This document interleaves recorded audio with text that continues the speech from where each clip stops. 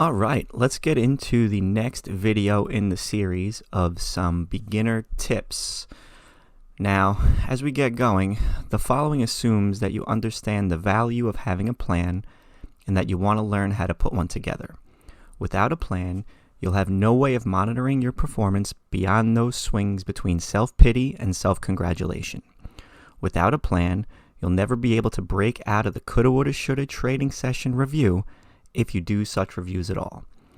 Without a thoroughly tested and consistently profitable plan and the discipline to follow it, you'll never be able to trade emotionlessly, and without such a plan, there's nothing to be disciplined about. Granted, that with such a plan, you'll have to abandon that adrenaline rush that you may have been living for, but at some point, this side of bankruptcy, one must decide whether he values the rush more than making money. You'd be surprised how many people choose the former. With a thoroughly tested and consistently profitable plan, if you follow it, trading will be much simpler, particularly as your plan will prevent you from taking trades you shouldn't be taking. Unless, of course, you ignore it. All the trading decisions will have been made ahead of time so that there are no chinks through which fear, nor resentment, nor anger, nor any of the rest of it can insinuate themselves. All you have to do is trade. So let's talk about some general tips before we get into the meat and potatoes of this video. First and foremost, before you even remotely think about trading or learning how to trade, do not by any means quit your job thinking you're about to get rich quick, and if you currently did not have a job, well, go out and get one. This tip segues into the subsequent tips. If you have a job, you'll have the income to pay your bills, go out with your friends, save more money for your trading account, and when you're actually ready to trade. If you're trying to learn how to trade while trading and having to pay your bills and take your girlfriend or boyfriend out on a date, forget it. You might as well not even start because it will be too psychologically demanding and you'll wind up quitting before you've even ever learned to trade. If you have the income coming in already, then you won't, for the time being, have to even remotely think about the money. This allows you to trade stress-free because you're not reliant upon your trading income to pay bills. Also, without having to think about money, you'll be able to focus solely on the development of the skill of trading. If you develop the necessary skill to trade the markets, the money will ultimately take care of itself. Once you have internalized these points, you can begin to acquire the said skill by just simply observing the market, and literally just observe it. Do not think about where you might have entered or how much money you would have made had you traded stock XYZ. Simply sit and observe. From these observations, you can begin to develop a plan to trade the markets. I'll go into greater detail about this in a few moments. As you begin your journey, track everything. Track your observations, the things that stick out to you in your eye that you might be able to develop a strategy from. Also, track and be aware of your emotions as you go through the beginning stages and the whys to why you might be feeling the ways you are.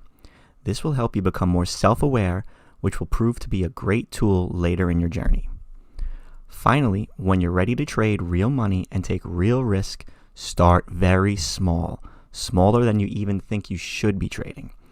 It doesn't matter if you have a $100,000 account or a $2,000 account. Risk practically nothing. Go solo is risking $1 per trade. Why? Well, first, who cares? Because you already have income to take care of yourself without trading income. You will also be able to reduce the psychological effects trading might have on you since you're literally risking $1 per trade.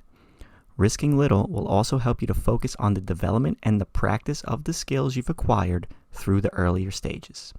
Focus on risking so little will allow you to make several trades and collect tons of data before one's account may have had that all disastrous blowout. If you have a very small account, which I'm sure most of you do, you'll be able to make hundreds of trades risking only $1 before you blow up. I mean, if you think about it, if you lost all 100 trades on a $2,000 account, you would have only lost 5% of your total account, and you have 100 trades worth of data to work with. Remember, the development of this skill you'll be able to carry with you for the rest of your life trading the markets. Don't be in a rush to get rich because it's simply not going to happen.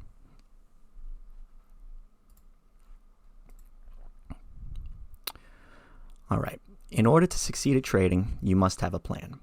Your plan begins with the knowledge you gain through your research and testing that a particular market behavior offers a level of predictability that provides a consistently profitable outcome over time. Without it, one is just playing the market in order to have something to talk about on message boards. To get it, you have to know exactly what you're looking for and what to do with it once you've found it. This process is what the journal is all about. The journal goes through several stages depending on where you are. Once you've decided where you want to concentrate your efforts, then you begin the process of developing a system, or method, strategy, procedure, whatever you want to call it. Here, the journal takes on a different character. The first step is to decide what kind of trader you want to be. What do you want to accomplish with your trading? Is it recreational, supplementary income, a part-time job? Do you want to make a living at it? Even the greenest of green knows whether or not he wants to make a living at it, trade only part-time, trade for recreation, trade for the action, trade to have something to talk about with other traders, or trade only long enough to earn money to do or buy X. Do you have any idea what sort of trading is most comfortable? Is it long or intermediate trading, short-term trading, day trading, trend trading, scalping? Note here that a short-term trader, for example, does not become a long-term trader just because his stop was hit and he didn't sell. A long-term trader doesn't become a short-term trader because he chickened out and sold too soon. Each of those approaches is selected deliberately and for thoroughly considered reasons. How patient are you? How adventurous? Are you a leader or a follower? Most people think they're leaders. The second step is to decide what you're going to trade and when you're going to trade it. Have you found an instrument, futures, stocks, ETFs, bonds, options, that provides you with the range and volatility you require, but also the safety that enables you to relax and trade in an objective and rational manner? Have you yet found a bar interval, that being 1 minute, 5 minute, 15 minute, etc., that gives you enough trading opportunities, but also gives you enough time to think about what you're doing? If you want to limit your trading to the morning, are you physically and psychologically prepared to trade all day? If not, can you shrug off whatever opportunities you may miss by limiting the amount of time you spend trading? If day trading is not to your liking, or if your schedule just doesn't permit it, how long are you interested in and willing to and able to hold your trades? Days, weeks, months?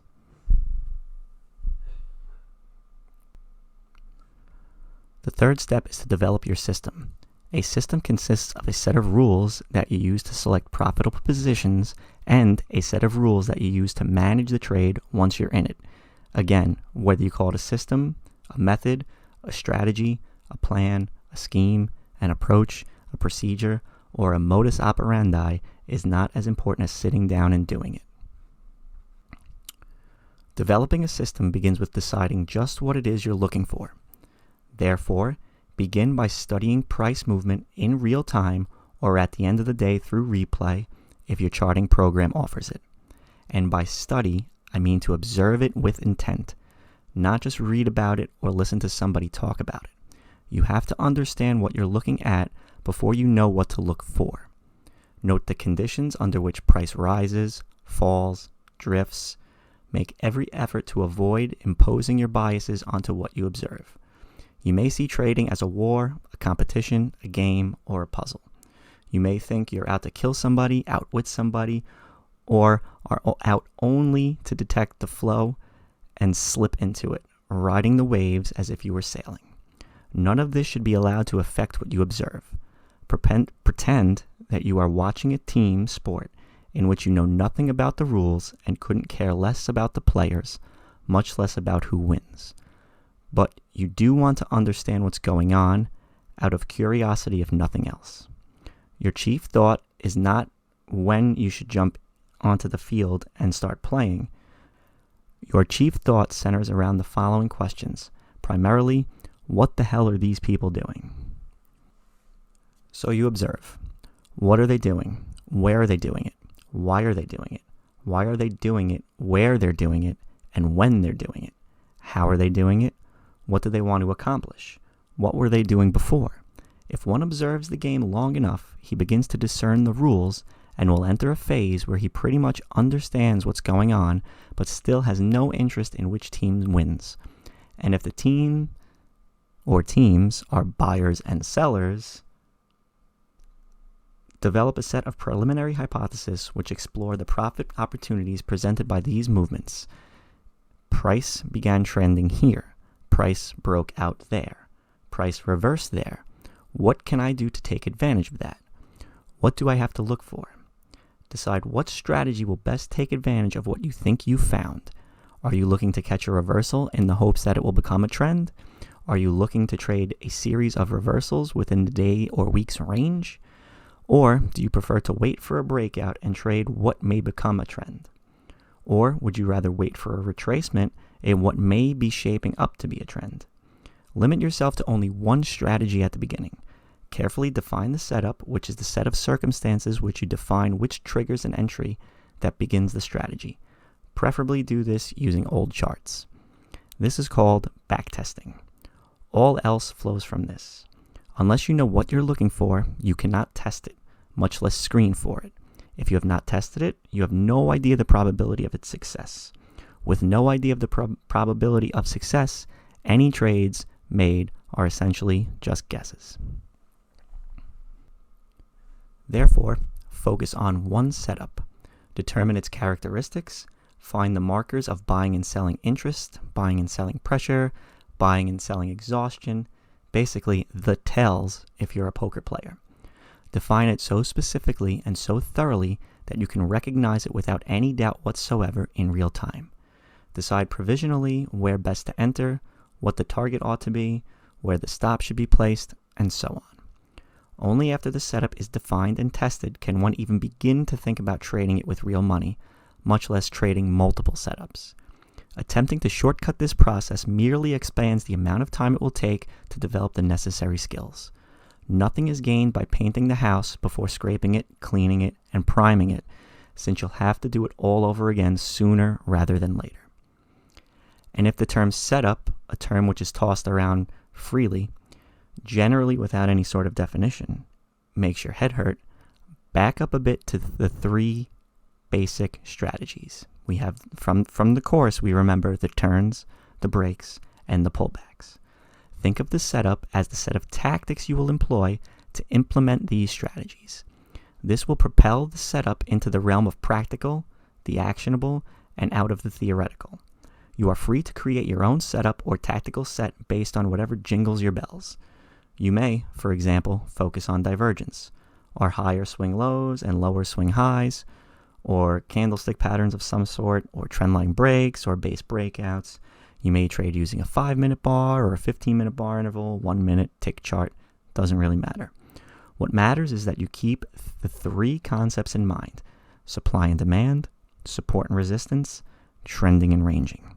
In this way, you can create your own setups, which hundreds of thousands of other traders won't be watching along with you.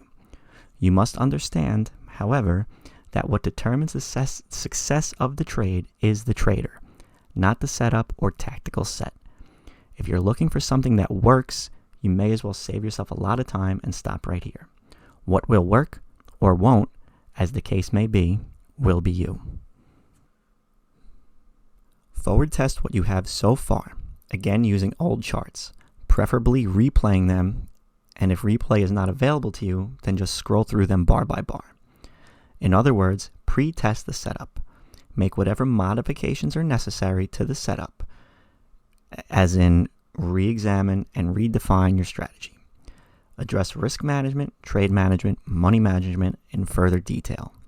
Determine the ratio of winning trades to losing trades. You will, of course, have to determine what a winner is and what a loser is, which is where risk management and trade management come in.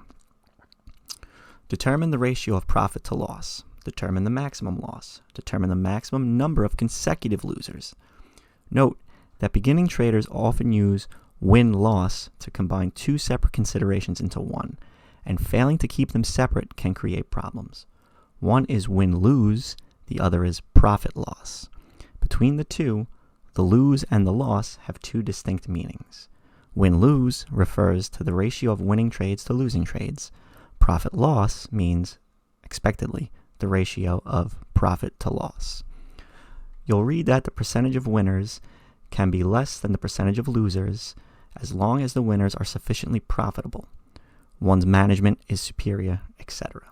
And yes, theoretically, one can win less than 50% of the time if his profits sufficiently outweigh his losses. If your real-time, real-money test begins with a string of the losses, though, anticipated by your back test, you'll be out of the game almost before it begins. And remember, go back to that first slide, risk small. Then, there is the psychological damage that these losses, particularly a string of them, can incur.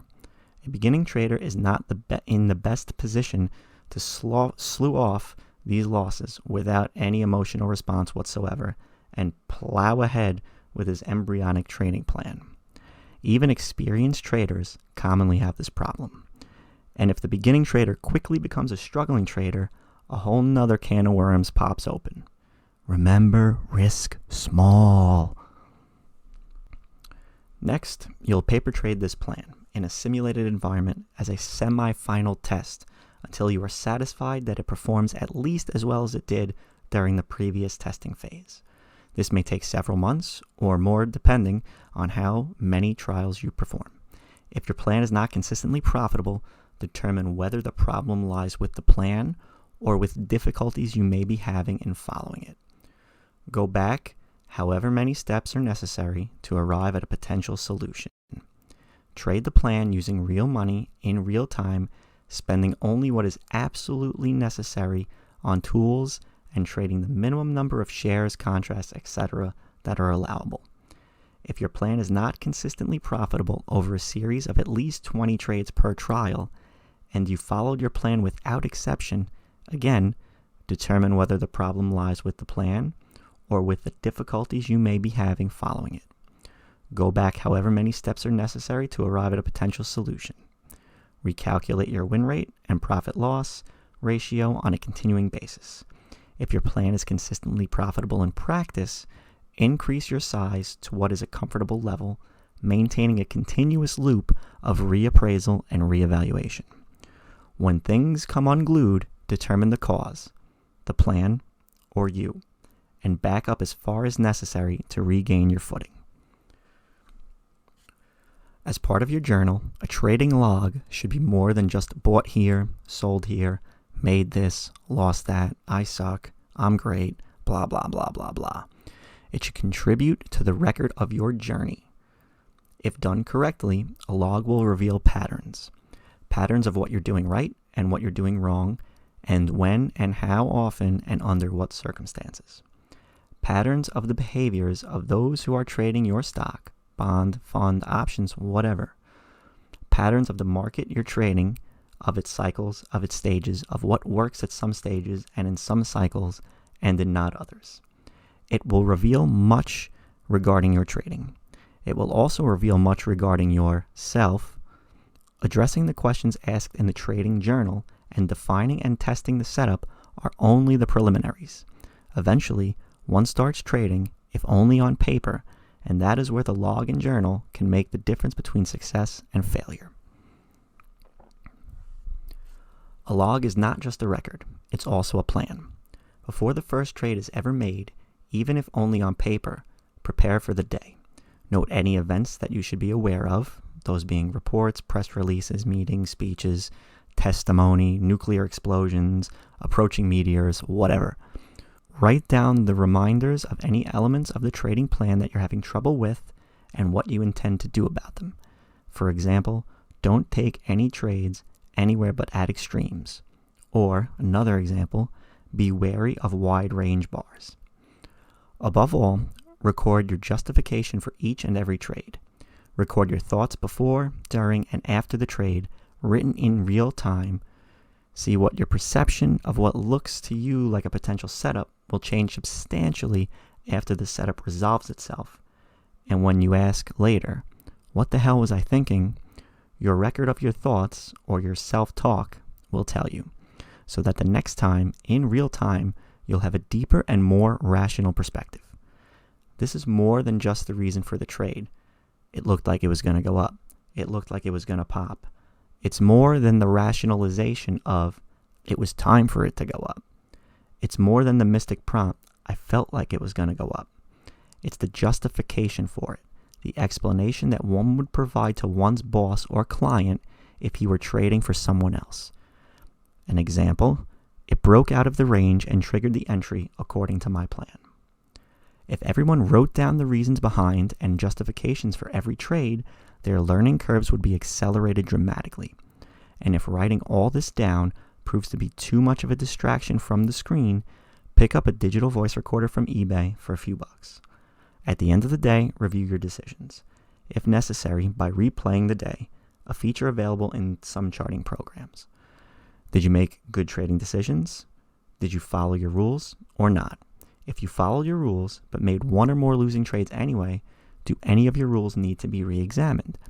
If you didn't follow one or more rules, which do you most often fail to follow? What's the problem? What did you say to yourself at the time? What do you need to work on the following day? Always, what could you have done differently to improve the outcome?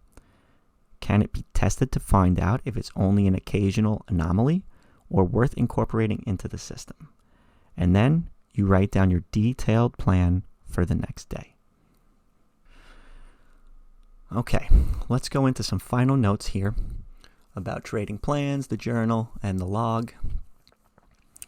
Trading plans invariably become egocentric.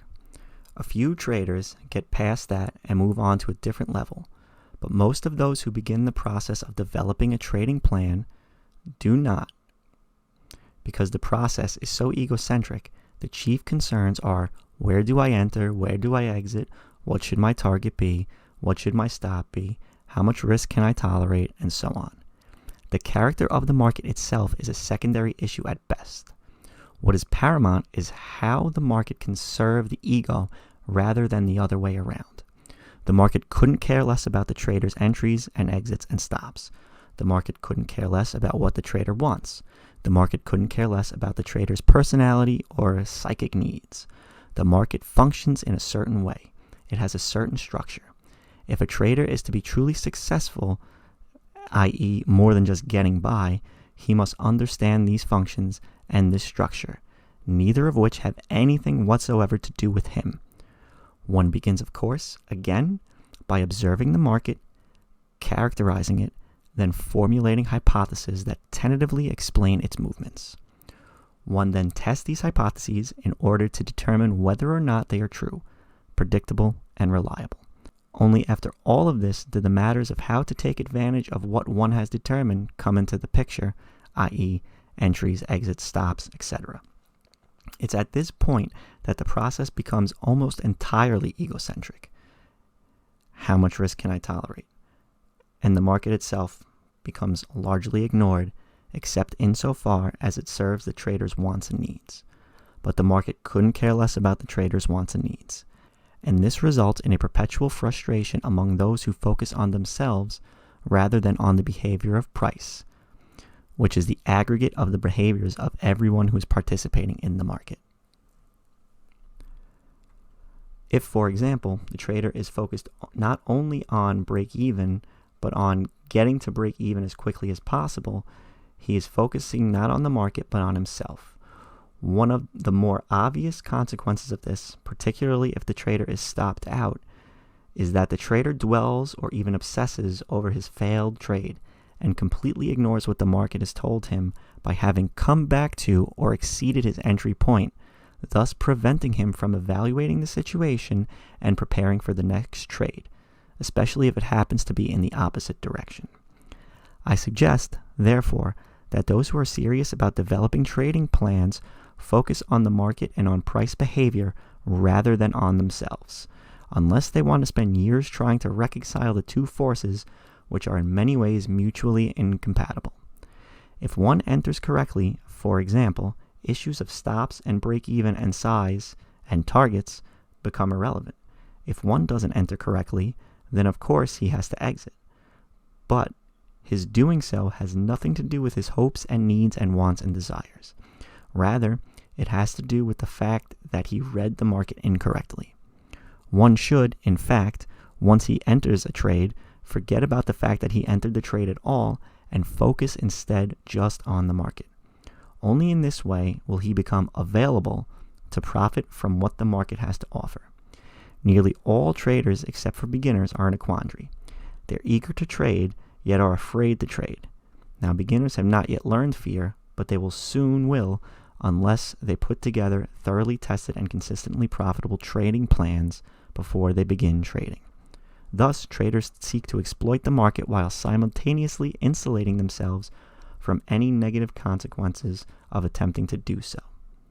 That's what the bulk of the millions of trading forum posts and blogs and books and articles and newsletters and trading rooms are all about. Only an infinitesimally small number of them are focused on why price moves as it does. All right, guys, so that concludes this video, the second part of how to trade stocks, the beginner tips section. Next section, we'll talk about characterizing the market, and I hope you stick around and watch. Thanks.